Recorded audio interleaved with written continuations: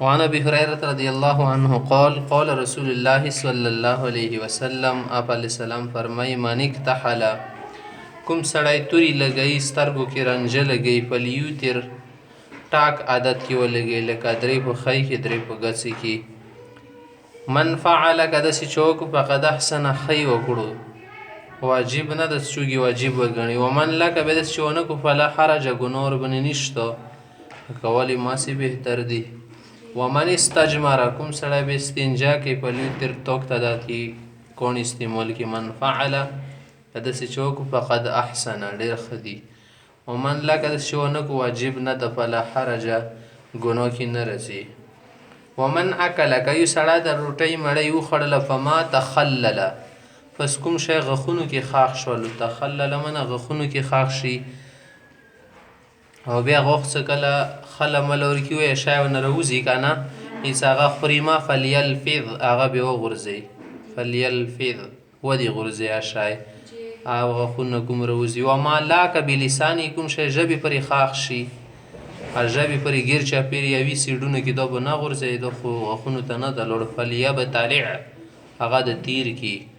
من فعل داسې شي وکړو فقد احسن ډېر ښه وکړو ومن لا که داسې شی نه وکړلو چې دې الټا طریقه ورکې استعمال که ګناه خو ورکې نشته خو بهتره خبره بیا نه ده فلا حرج ومن اتى الغائط کوم سړی چې راشي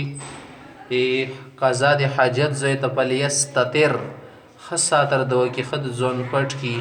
داسې بې ځایه ما کیني همده شیطان نورې څه طریقې وي هغه خپلې کي فإن لم یجد که بیا داسې ځای نه اوس هغه ځای کې د شو کې خپل حاجات پوره کړي الا ان یجمع کتیبا سره جامع کی تله من رمل د شګو له شګو له تله که ځان ته رزمه کول شي سره څه وي ټېله غوندې را جامع کي نو هغه خواته د کیني فلیستدبر هم هغه طرف ته د شو کی فإن الشیطان یلعب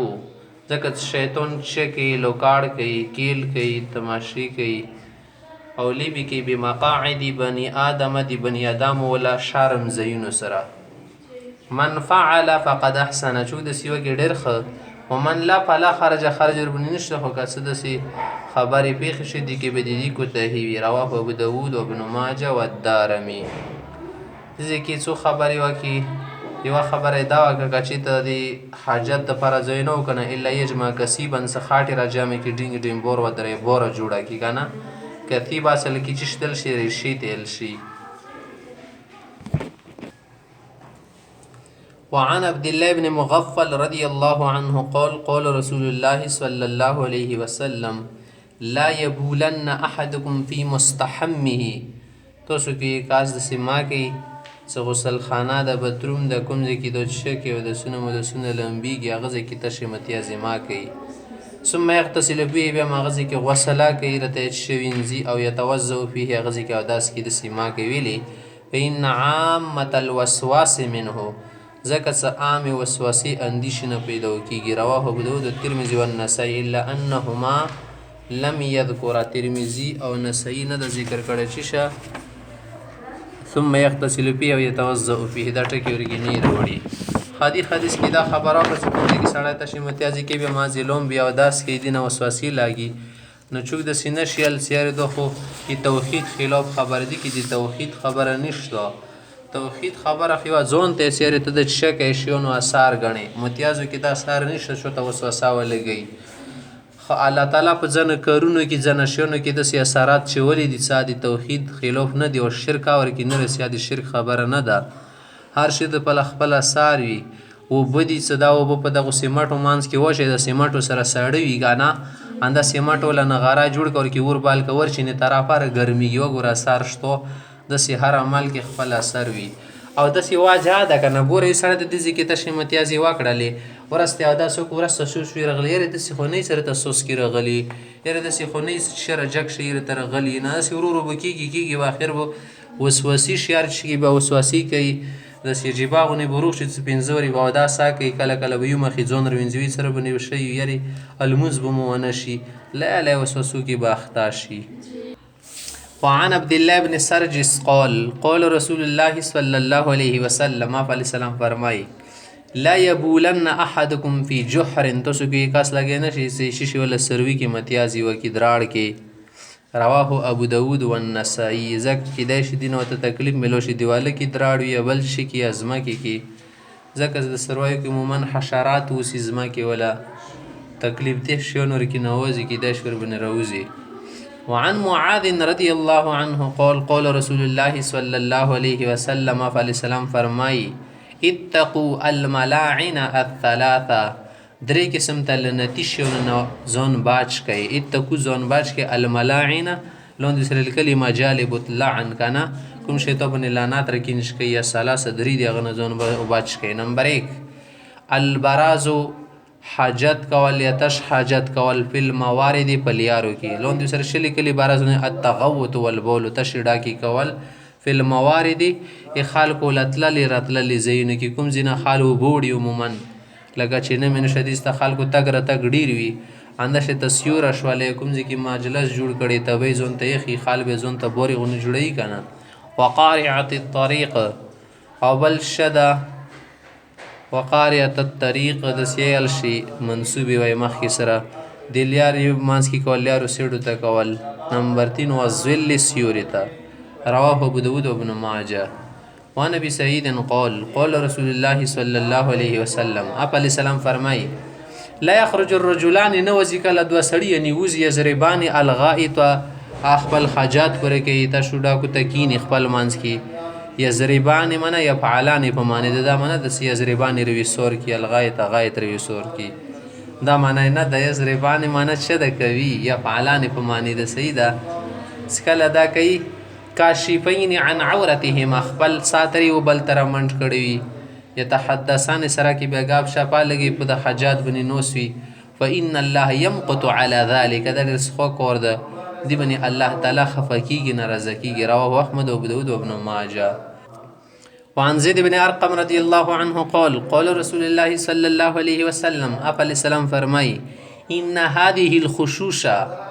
دا غلرګي دا ونی او دا بوټي څه دي خو ته خالقین خپل حاجات پر کوي یا هم د شته باتروم لټرین شولو نور د کوم شیون دی ټوایلیټ د شدي محتضراتون دي چې جنات حاضر وي دي چې جنات اکثر اوسي روسي شیطانون شولو دا د بنی ادمو تکلیف رسول ته او دغه شارم سره لیبي کوالي د پاره الته کې انتظار کوي. محتضراتون من د زین ډاکی ونه فاذا اتى احدكم الخلاء کله تسکی سړی روشي بیت الخلاء ته فليقل دا کلمې دوی نو اتلنا مخکی اعوذ بالله من الخبث والخبائث خدای خزي کنرون پریون یا شیطانی زونه پناه غون. رواه ابو داود و ابن ماجه. وعن علي رضي الله عنه قال قال رسول الله صلى الله عليه وسلم اپ علیہ السلام فرمای سترو پردا ما بین اعین الجن دی پریون ولسترگو مانس کی و عورات بنی آدم دی بنی آدم د ساتر شارم مانس کی چیشه دی اغا دایا اذا دخل احدهم الخلاء اسکلا کی سړی حاجات د پاره نوزی د غذای ته کوم ځکه حاجات پوره کیږي یقول نبی د سوی بسم الله